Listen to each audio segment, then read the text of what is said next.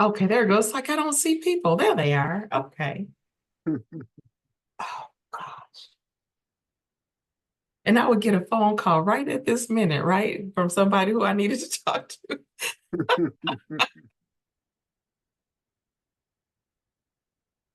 Well, welcome everybody. Thank you for joining us for this webinar, this celebration, this recognition of Juneteenth, and a robust conversation that we plan to have. So feel free to engage. If you want to use the chat to throw in chat questions, or if you want to throw in a comment, something like that, feel free to do so. And we're going to go ahead and get started, and we'll start with introductions. And I'm Dr. Wendell Davis. I am the Executive Director for Pathway Alignment at Chattanooga State Community College, as well as Chair of Black Caucus and Co-Director of the Technology and Transfer Summit. Good afternoon, everyone. Thank you so much for your time. My name is Rock Hall, and I'm the Vice President for Enrollment and Student Success at Ithaca College, and I am also a member of the ACRO Black Caucus. I'm looking forward to this conversation. Okay, now we'll see if we'll get this to move.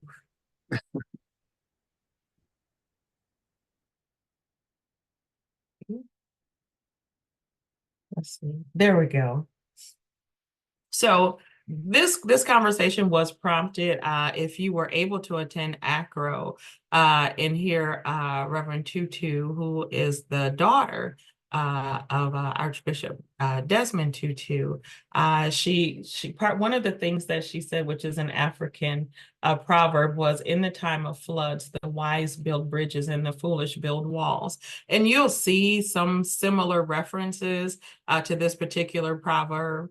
But the point of it is, when there is a crisis, when there is, in the sense of flood or something that pertains to a critical issue, the last thing that you want to do is create barriers and build walls. And so I really wanted to use this particular proverb to guide our conversation. Number one, to talk about what is Juneteenth, and then to learn from our ancestors and the proverbs that we were provided. They were given to us for a reason, to see what can we do with that and how can we make them equally relevant now as they were in the past. So for any of us joining, if you don't know what Juneteenth is about, and I will say that is even within the last few years, and with this having been made a federal holiday, I think there are a lot of people who may not exactly know what Juneteenth is. What is it? What is this referring to? Why are we recognizing it, and why is it a holiday? So Juneteenth is in reference.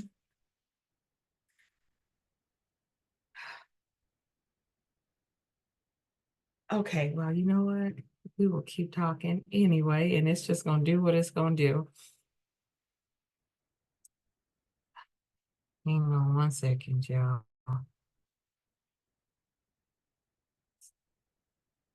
There we go. Okay. So Juneteenth is really in reference of, or in celebration of, the last group of people who were really informed about the Emancipation Proclamation. And so, I mean, we have internet now, we can Google everything, but of course at that time, messages were received by word of mouth. Someone had to bring the message. Someone had to ride a horse, get to people in order to proclaim or make people aware of messages. And although President Lincoln actually signed the proclamation in 1862, it was not made effective until 1863, but it was not until 1865, 2 years later, more than 2 years later, that the folks in Texas were even made, or that this proclamation had been issued and that slavery had been abolished. And so it has been a celebration of that recognition. And if you, again, Google it, and if you look some things up, the way we celebrate it is the way we celebrate with a lot of things. It's with prayer, it's with recognition, it's with feasting. It's remembering the ancestors, remembering those who went before us and endured things before us. And so the point of this celebration is to also recognize, especially for the African American community, that this was number one is the recognition that it took a long time, and that for 2 years people remained enslaved, not realizing that for 2 years that they were supposed to have been freed. But then now just to celebrate the fact that it did happen, that people were informed, and then going forward to take lessons from what was endured, what was the proclamation that was passed, and then what are we doing these many years later? What have we done? What have we learned? And to go from there. And what I added is just a couple other, there are other references to the same day for Juneteenth, which is the Emancipation Day, Freedom Day, Black Independence Day, Juneteenth Independence Day. None of these are incorrect. They're different references for the exact same day and that celebration.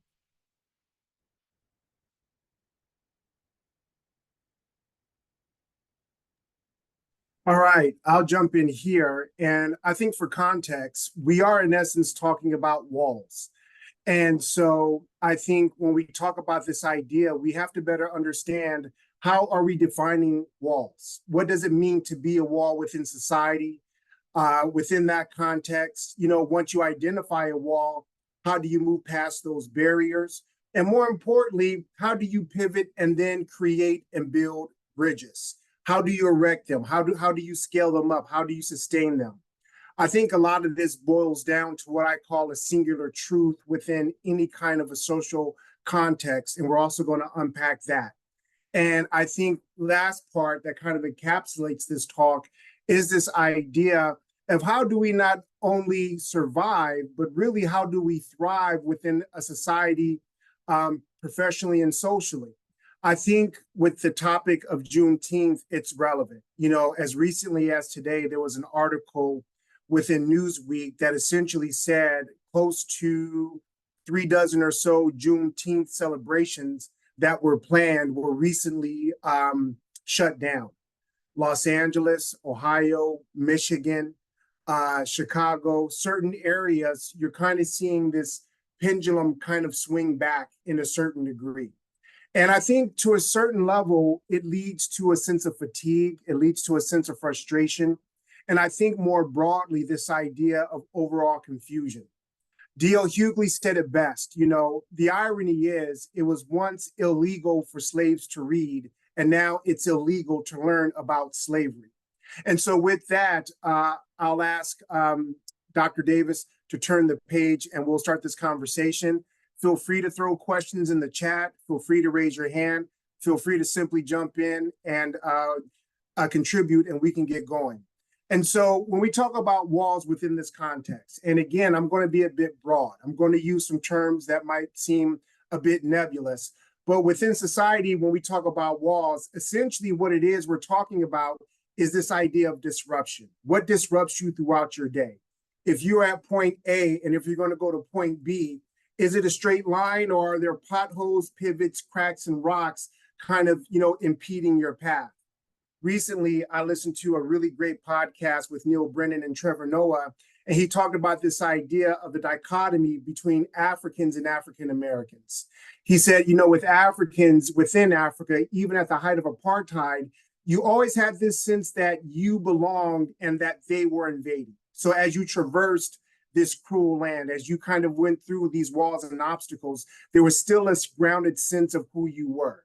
Within the African American context, it's a bit different, because we were brought here against our will. We were brought here in chains. And at each and every point within society, even though we met our contractual obligations through slavery, through Jim Crow, through the GI Bill, through Reconstruction, at each and every point within history, Black people answered the call and met the contract. But at the end of that contract, we were simply told we were not good enough. So with this idea of disruption comes into play. And so when I think of walls, I think of a few different euphemisms, a few different descriptors. One of that will be a silo. Traditionally, a silo, you tend to see those in business. Within certain groups, maybe even within some of your campuses, you talk about this idea of, oh my goodness, we work within silos. In my opinion, silos are kind of erected because they come about through instability, whether you have constant leadership turnover, within C-suite leadership. If you have a president or a VP who's there, 5 to 7 years, you've really done something in this landscape. I've talked to people who've had 7 provosts in 5 years. And so I think there's this automatic retrenchment that takes place to where you kind of, grasp at desperate measures to assimilate some kind of function of normalcy. But in that regard, you kind of shrink and you play small because you have to, because you don't have a clear understanding of what the next turn of the page is going to be. I think within that same conversation, you have this idea of deltas. Deltas are kind of gray spaces between 2 data points. One year, we did extremely well and we exceeded our goal. This year, we really missed the mark and we tanked. What's the delta that exists between point A and point B? What's the wall that was created? For a lot of you guys in this space from graduate school, I think we're familiar with the whole KMO, knowledge, motivation, organization. And so within the delta, the wall you're trying to understand is that, was it a knowledge issue? Did we lack knowledge? Did we lack motivation, to get to the end goal, or was it a lack of organization? And I think within deltas, it's a bit of the same term, these gaps, these pockets and dearths of data that exist that kind of stop you. I think overall that leads to a broad sense of incongruence. Now, within society, you can play this out along social groups. You can play this out among friend groups, any kind of gap, delta, silo that kind of pops up. Chances are it kind of creates a friction point where there wasn't one before. I think more importantly within business, if you're trying to execute a campaign, if you're trying to increase enrollment, if you're trying to increase retention, this idea of walls and silos kind of pop up and it kind of impedes your process and causes friction there. So when we think of this idea of walls, understand it can take many forms. It can be something that's in front of you. It could be a gap between 2 spaces. It could be something that's insular that you built around yourself. But in essence, at each and every point, it creates disruption and incongruency, and it kind of causes you to play small and maybe miss some of the things that are in front of you. Next page, please. And again, please jump in with questions, pushbacks, ideas, your take on the game tonight. I think Boston's going to do it. But as we are here, the next page, we talk about barriers.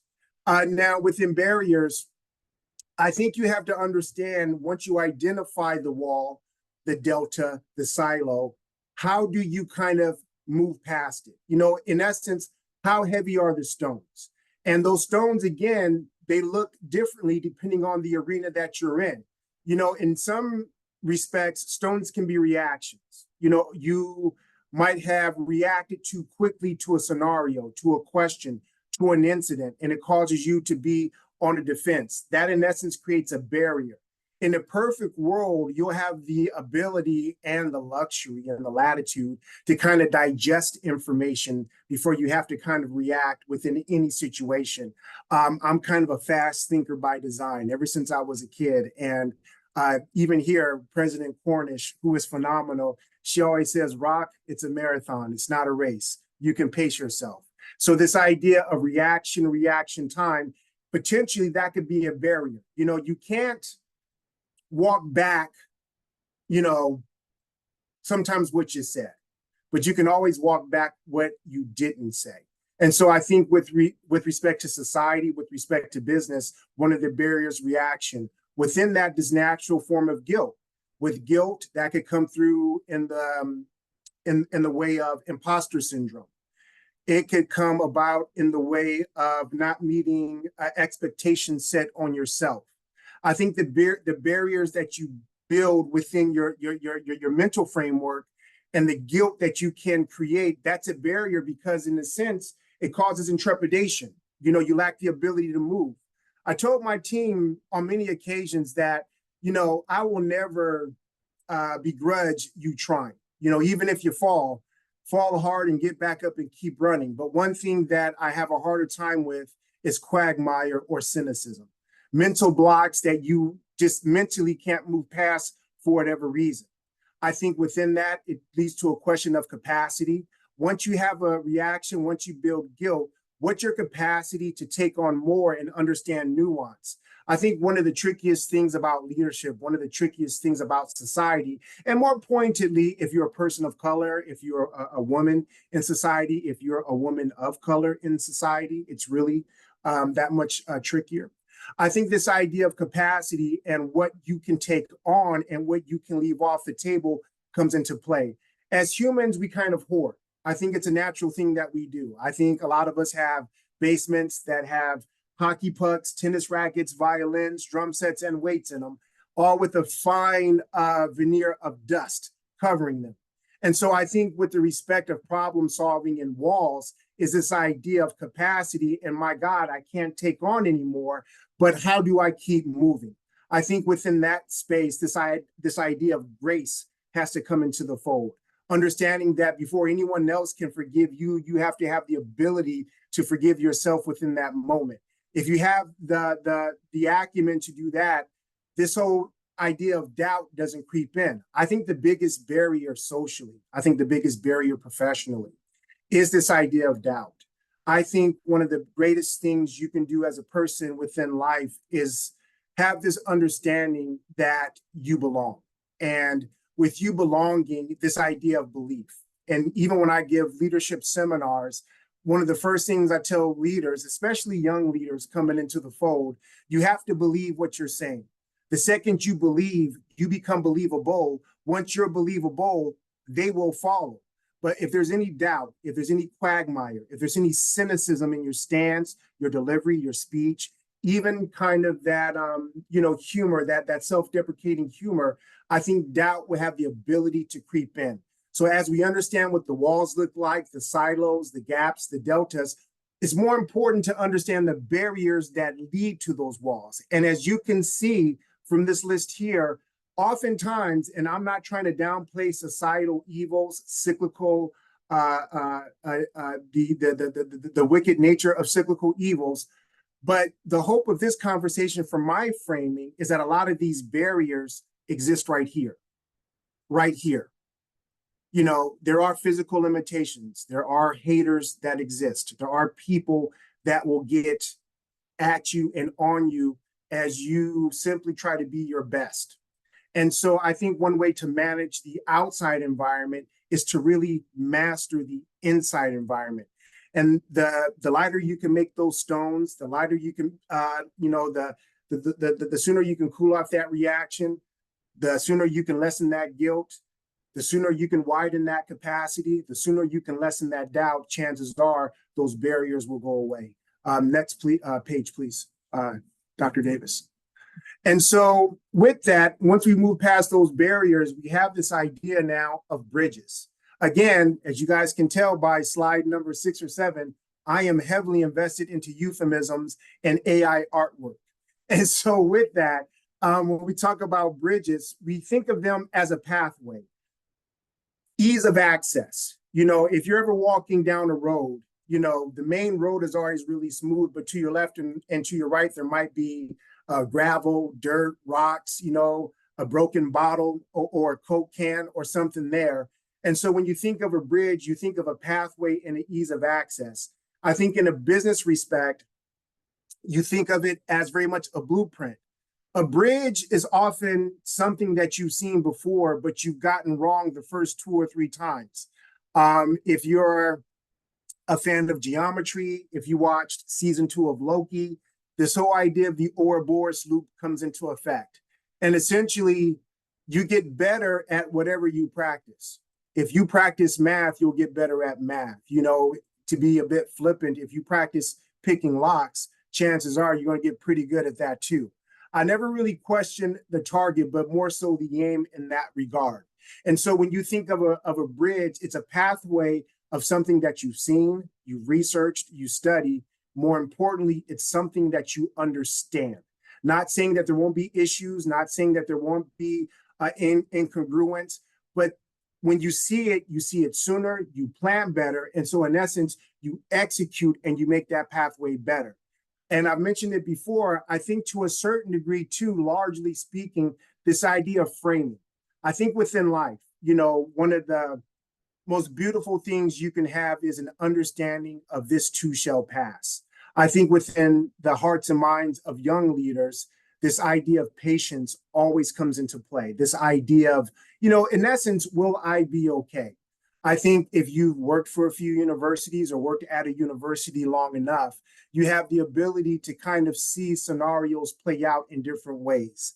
And so this idea of framing also helps you in building bridges, because oftentimes it's not fire, it's really smoke. And if you've kind of seen it played out in a few different ways, you have the ability to interpret it and, more importantly, approach it more mindfully. So the framing of a situation, a scenario, a conundrum, a gap, I think you have to then create a blueprint from that. And then from that blueprint, you have your pathway of where you walk. So again, when building a bridge, when creating that pivot, it is very much a mental context that you have here that, one, you're going to be okay. I've seen this before. Two, I can create a structure, a campaign, a strategy, a tactic to get through this. And three, the pathway is here, and being mindful that it will never be perfect, but this is my third or fourth time walking it. And, I can create greater strides within my step because I know how to traverse this landscape. So I think this also plays out in a number of ways. Inward facingly, I talked about framing, mindset, and attitude. Outward facing, it boils down to this idea of how do you maintain and build and maintain confidence within the teams around you. Next page, please. And so I think when you talk about bridges, you have to have this idea of a vision. Within enrollment, within marketing, I tell my team on a regular basis, guys, we have to identify our singular truth. What's our singular truth? Now, to be broad, in this conversation, I would say a singular truth is that Ithaca College is a great college to be at. Okay, now that we have that singular truth, how do we create excitement around that singular truth and galvanize people towards action, i.e. deposit and coming to the school? I think within any bridge that you build, you have to start with the vision. What is the singular truth that you look to create, or what is the singular truth that you look to focus on? Once you identify that singular truth, and this really should be number one, but for narrative's sake, it falls second, you really have to believe. Again, I mentioned to my team earlier about this idea that, oh God, if you drop the ball on the 50-yard line, I'll forgive you.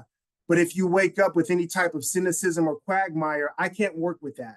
It's very hard for me to constantly reach around in the dark and guess what it is that you want to do if you don't know what it is yourself. I tell my team very narrowly, if you believe, you become believable.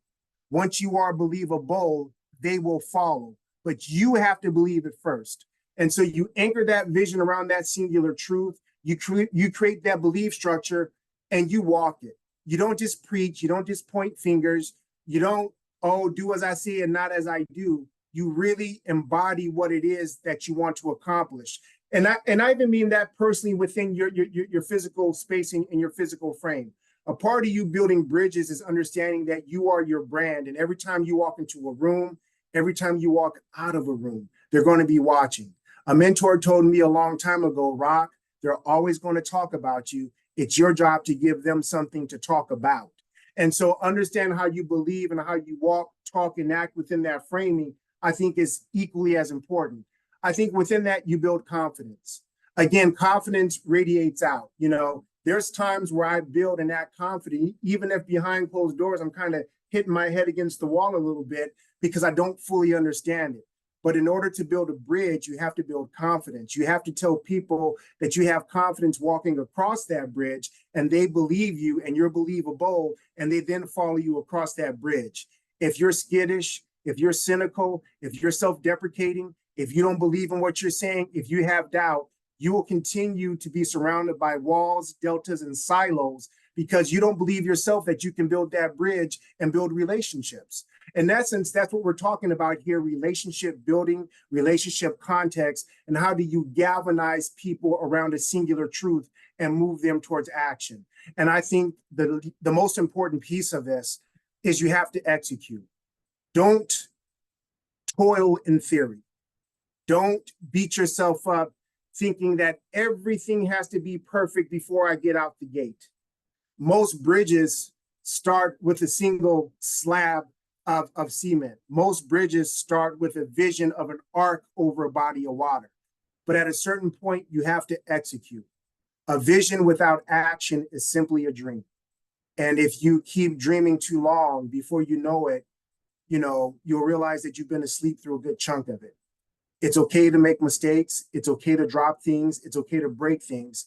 People will forgive you if you're less than perfect while you're building your bridge, if you're authentic and if you execute, and if you can explain the journey as you go along your way. Again, believe, become believable, build confidence, and you execute. And that's how you build that arcway from point A to point B. Next slide, please.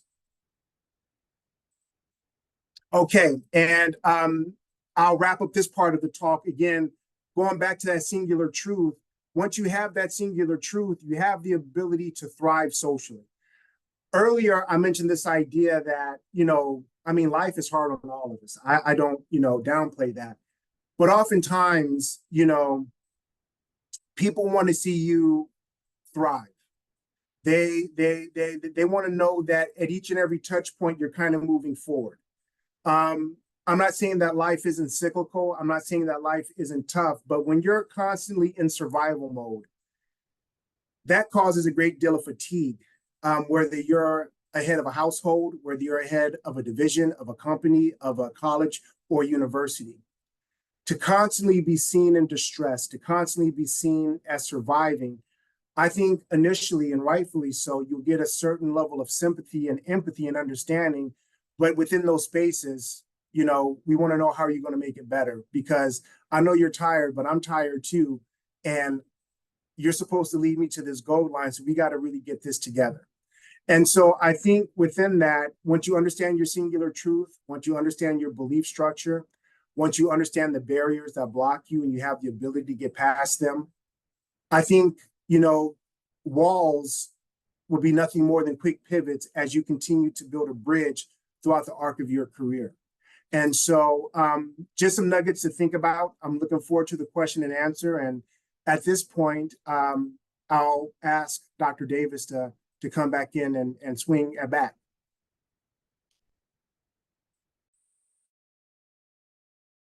There we go. So this is the question for right now. What does Juneteenth have to do with this African proverb? How are we putting this together? What is the purpose? What is the point? And I'll add on to what you said. What is the vision?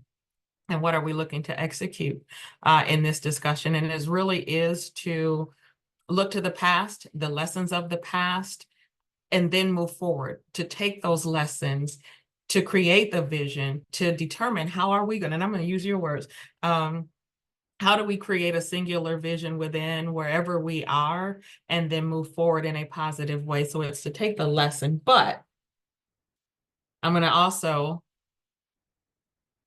answer that question with a question. And this is where I want us to all have conversation is, what bridges need to be built to avoid building walls in this time of crisis? And I will let you all define a time of crisis, because in some aspects, especially in higher education, we have some shared crises, but as individuals, based on whatever our roles are, we may have some personal individual crises within our workplaces and our workspaces.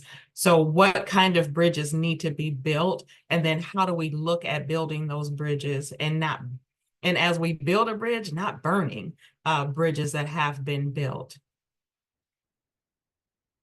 So at this point, feel free to raise your hand if you want to unmute. There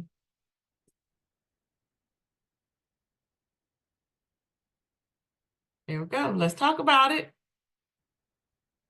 We need some voices. We need some leaders. And a leader does not mean specifically your title, because you can be a leader. You are a leader wherever you are, whatever your role is. So let's hear some voices. And I believe it was Portia and then Andrea. Did I get that order right? Sure. All right. I think when I think of building bridges and Juneteenth is gosh, I don't even know if words come and go so far. So I don't even know if this is a word we use anymore, but allyship, just finding your people and having those allies reveal themselves. And it goes back to what you said, Rock, was that doesn't mean you have to be perfect and you can still be learning. But an allyship is here to help. We can all get through whatever it is we're going through to make it over the bridge into the next one. So that's what I think of. Andrea? Yeah, so when it comes to building bridges, having grown up, I'm in Oklahoma. So having grown up in an area where you see the division, you can feel the division in aspects that you wouldn't expect it, in areas where people mask it so well that no one else sees it, but you see the underlying tone.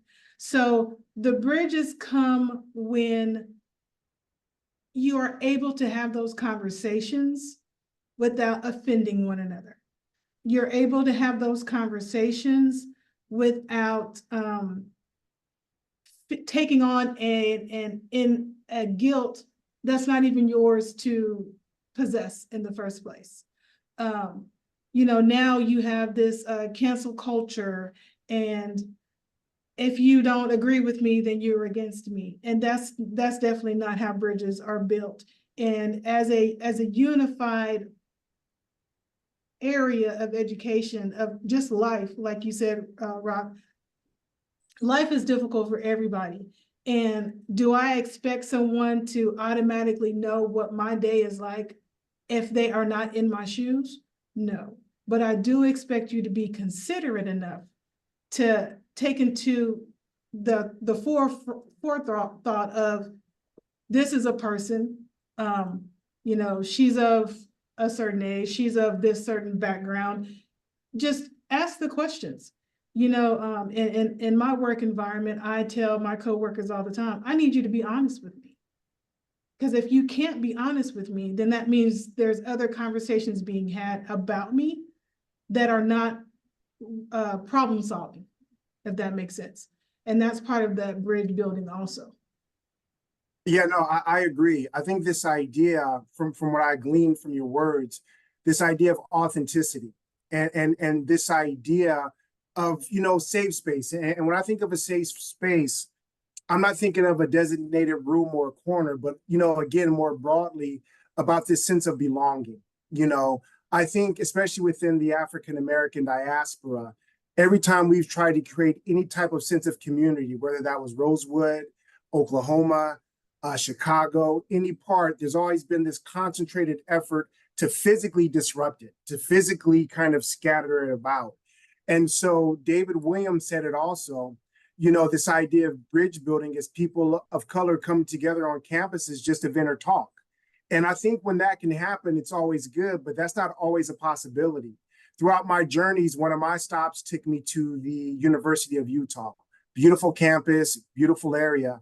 But I was probably the highest ranking Black male professional on that campus. And I was the only person of color within higher administration. And so when I talk to people about my time there, I've always said to David's point, there was never a room full of other Black professionals that I could walk into and just unleash. There was never a room of other executive directors or vice presidents of brown hues that I could say, oh my God, this campus, these people, do you believe it? It's this sense that, as a person of color, especially professionally, you're always kind of in the fray. You're always kind of, swimming upstream. A dear friend who recently retired, Yolanda Copeland Morgan, from UCLA, she always said that, as a Black professional, you always feel that you're still walking uphill and you never hit a plateau. So if you have the ability to find people of color on the campus, if you have the numbers to congregate and let loose through a Black faculty and staff caucus, I think that's really and truly phenomenal. But for a lot of our peers, I think technology and social media and spaces like this make it important for us to connect. So if anyone wants to, you know, to quote David, to just vent and talk, now is a safe space to do it, and we can all come together. But Andrea, your words, and also Portia, your words are felt. Thank you very much. Yeah, absolutely. Any other comments?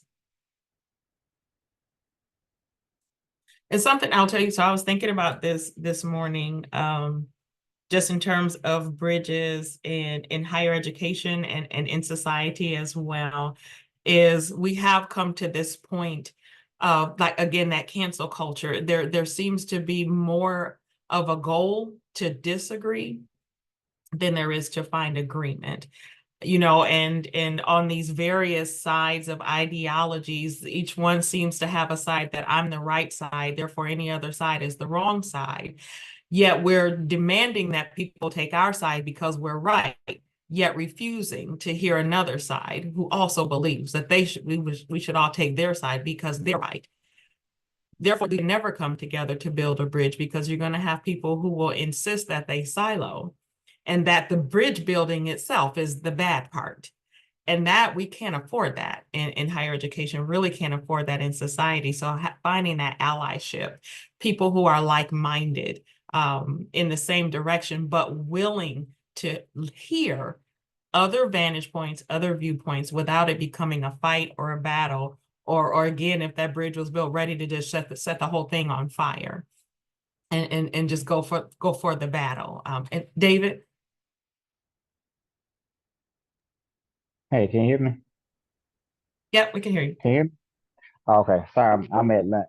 But one thing I want to kind of bring up about what I said too as well is that it starts with us. We have to be able to talk to each other, be able to help each other, be able to manage each other. I'm all for others being allies for us, but I mean, kind of when you're working with other people, you kind of see who's an ally and who's not. And so, I don't like having those conversations with just about anybody, and that's just me. I used to work in an institution where every time something happened, they would all look at me like, "Hey, well, how do you explain this? Or how do you, and navigate through this?" And it was like, I don't want to be your dedicated, you know, person of color to answer these type of questions when things are happening. Now, if somebody is conscious and want to really kind of know what's going on, we would have a conversation. But even through that conversation, I kind of get a grasp of, okay, is this person serious, or is this person just poking fun, or doing what they got to do? But I just think it just let's start with us coming together on our campuses, getting to know each other, talking to each other, venting to each other, be able to give each other advice, but also helping each other when we need each other. So I just wanted to just kind of clarify that part. Yeah, that's a great point. It does start with us. And, when I talk to young leaders, I often talk about this idea of agency. And agency, being able to kind of own your own mistakes to a certain degree. And we talked about that earlier with this idea of being, authentic, your true authentic self. And with respect to authenticity and agency, sometimes you have to acknowledge, when your true authentic self might brush up against someone with a different framing or another authenticity that might, smack up against yours. And I think to have that level of emotional intelligence is very important. I think, David, when you said, it starts with us, it's so true. And even within that space, really having a firm understanding of self, I joke with friends sometimes, my true authentic self can kind of be a jerk when I'm tired. And sometimes when I'm truly tired, I should just go to bed and not talk to people. And so I think understanding who you are within every space, understanding how you resonate in every space, the hope is that we create those moments that David mentioned, that we really then have to come together and start with us, and then have it resonate out. And it also kind of what Portia mentioned in the chat, just being aware of disagreements within our own communities and how we show up with each other.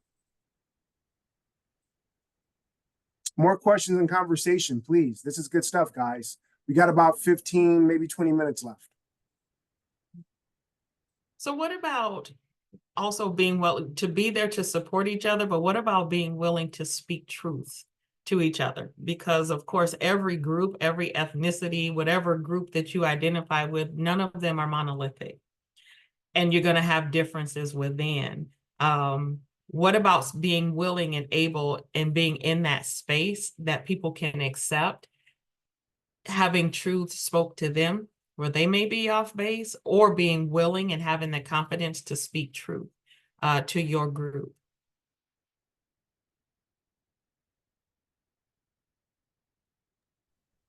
I'm gonna come off mute and not raise my hand right now, and that's rude, but that's what I'm gonna do. It's a practice though. You know what I'm saying? Like it is, you have to practice understanding, practice not agreeing, and practice listening and hearing the truth.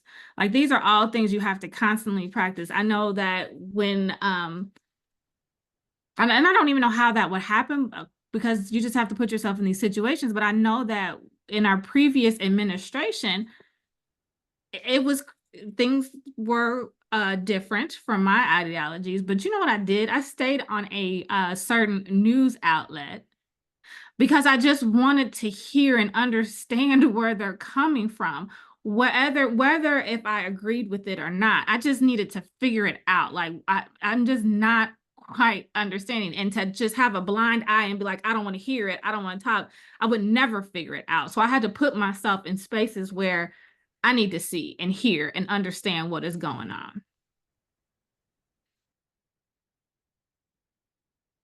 See, Heather? Thank you. I would like to plus what Portia has said here, because giving and receiving feedback is a practice, and giving and receiving it in all kinds of spaces makes it easier when the space becomes more fraught, right? And we have, I work on a team, and we have our kind of feedback elicitation question is what went well, what could go better?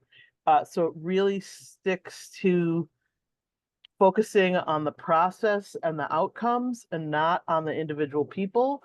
And by depersonalizing it, sometimes you can actually get a lot better. Like first you get more feedback, so you get more positive and more change feedback, but also it really helps to take it away from this person did a good job or didn't. That comes out anyhow, but if it's not a good job, it's more like, what about this process didn't work? Or what about, like, what process might we try that would do better? And pulling those suggesters into the next round of planning to really give them like, okay, stand and deliver, come with your idea, participate, instead of just stand from the outside. So trying to get sort of everybody in the arena so that they become partly responsible really, I think, helps in the end for us make better outcomes. And it allows people who are regularly shut out to be pulled in. And really, I feel like even if I'm failing at doing a good job of it, I am signaling properly. Even if I'm having a bad day, can come back to it. And yeah, but also I kind of have I sort of state a rule that feedback that is to be received as a gift should also be given as a gift. It is not licensed to abuse. And that ends up being, I think, something that sort of helped us deal with the people who I don't think really were about making a better product. They were just about throwing stones. They were just about cruelty. I also try to make sure that when I'm seeing somebody doing a big thing, that I'm recognizing that was big, that worked well. If it didn't work well, did it meet what you were trying to get done? Just to try to kind of, we're all tap dancing as fast as we can, right? But trying to make sure that I'm signaling, I don't think you can say I'm an ally, right? I think what other people can do is identify you as an ally, right? You can say, this is who I am and I'm here in support. And if I am lucky enough to be given the term ally, great, but I'm not going to stand up here and say that's who I am. I can say that's my aspiration, but trying to be respectful of all of those parts. And mostly the way I show respect is actually by acknowledging deep ignorance much of the time and trying to listen as hard as possible. And I'm definitely in the when you know better, do better stage of my development as a person, because to be honest, many of us have been educated not to do better, and we're learning a lot. And I appreciate the people who will take the time with me. I also try not to ask for people's time because I recognize the exhaustion. But just to definitely extra with Portia, like keep those naysayers coming, get them involved, and put feedback in all kinds of places. So thank you very much. Thank you, Heather. That was fantastic. And you're right. I like your framing of that. You know, you can't kind of impose a title on yourself, but through authenticity, through good work, through engagement, I think people will bestow a title or a name or even a compliment your way that you work towards. And I love the line that you said, giving and receiving feedback is a practice. I feel a TikTok coming. Those are great words to live by. Thank you so much. So David, did you have your hand up or? I'm sorry, I think I didn't take it back down. That's okay. You know what? We're going to navigate through this stuff until we don't need it anymore. But you know, something I was going to say, sometimes I think we've just lost the basics of humanity in order to not even just build allyship, just build connection with each other. Do you say good morning in the morning? You know, do you say hello when you walk past? Do you acknowledge people when you see them? Even on our campuses amongst professionals, it is surprising how many professionals will walk past each other, know who each other are, have no beef with each other, and just don't speak.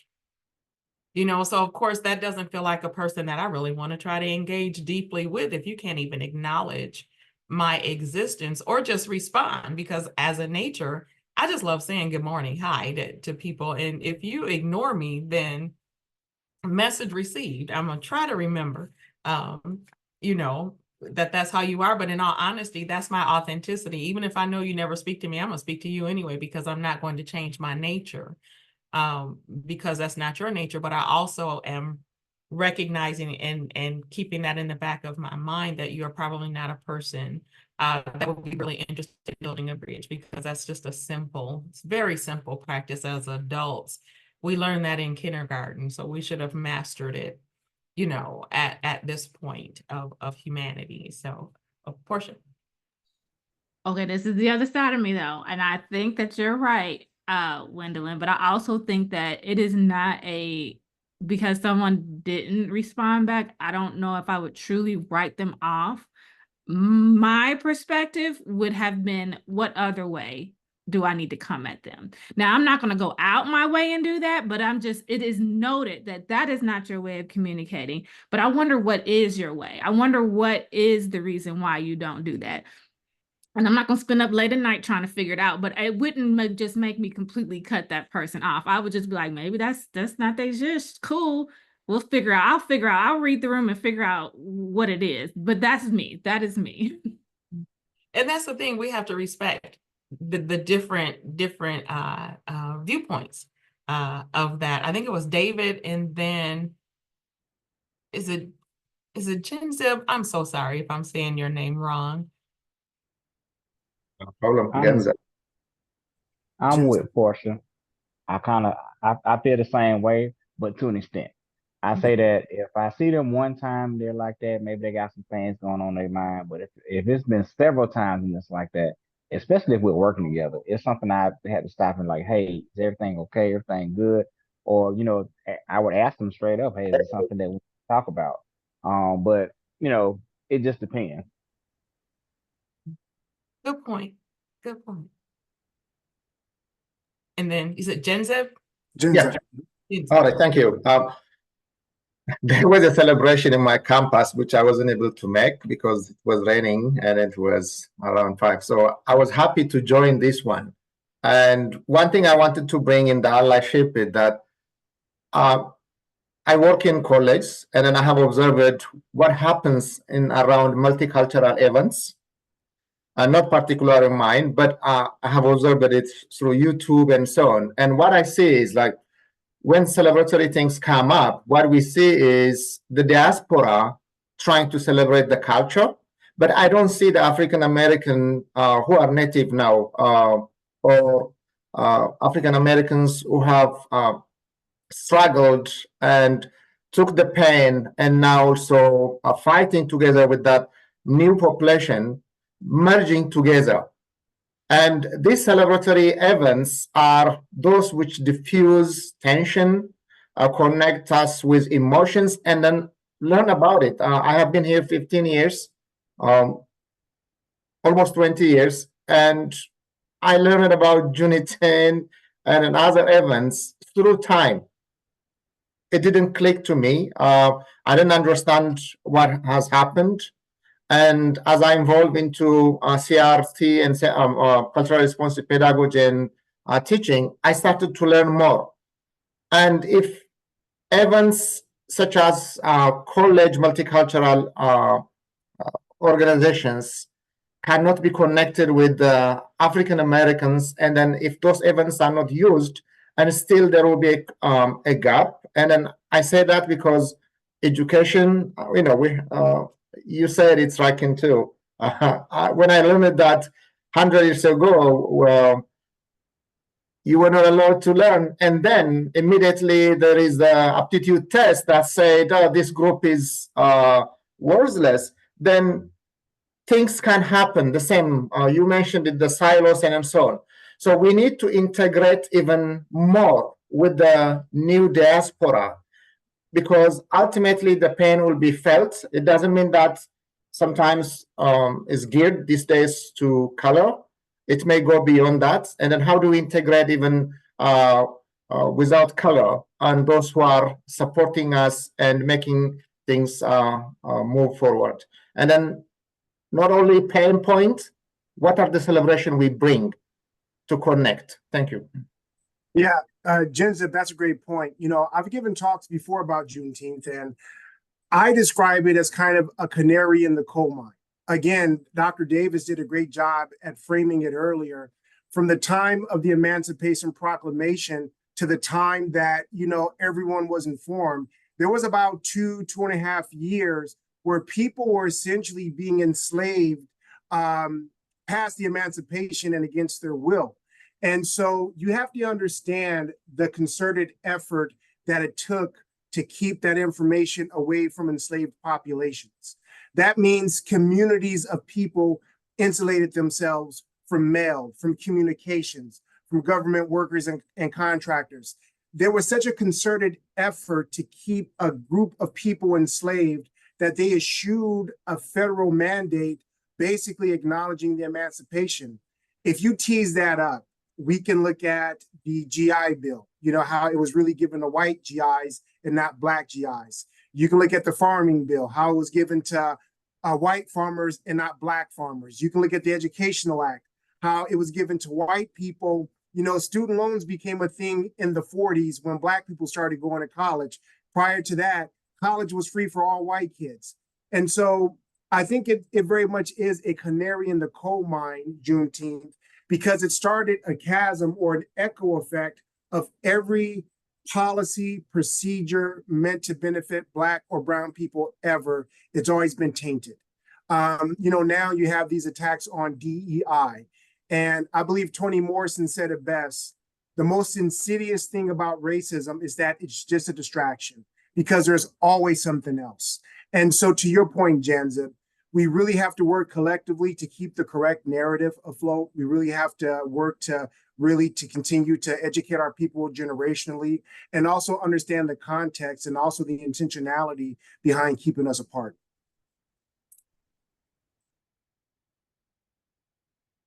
Any other comments?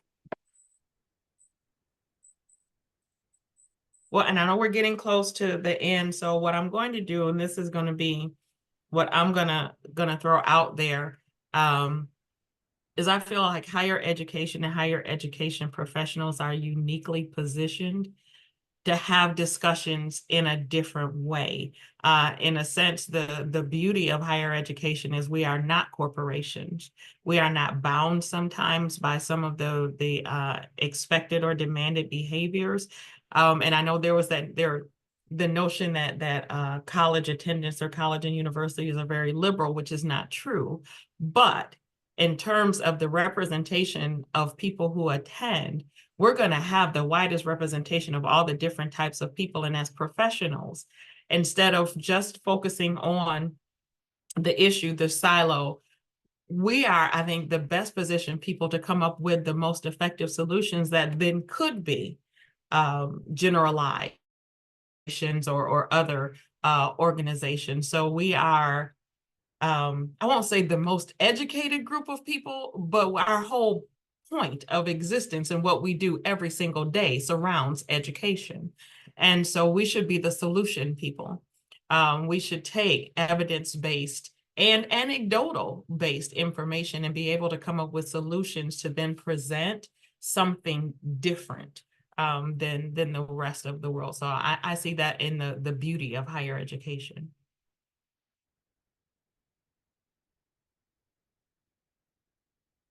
Final thoughts? Thanks for your time, guys. It was a good talk.